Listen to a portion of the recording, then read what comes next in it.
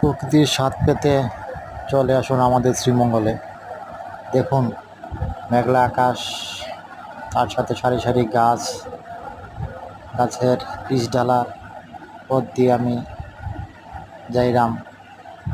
কি সুন্দর চারদিকে সবুজ গাছপালা, সবুজ ঘাস, গাছের নিচে সাদা প্যাকেট করা এক অনিবার্য সাথে অনেক সুন্দর সুন্দর পাশে বাড়িঘর নেই, শুধু রাস্তা আর চারিদিকে শুধু সবুজ গাছপালা। কিছু দূর সামনে গেলেই পাবেন আপনি চা বাগান, আর অল্প কিছুক্ষণ সামনে গেলেই পাবেন চা বাগান।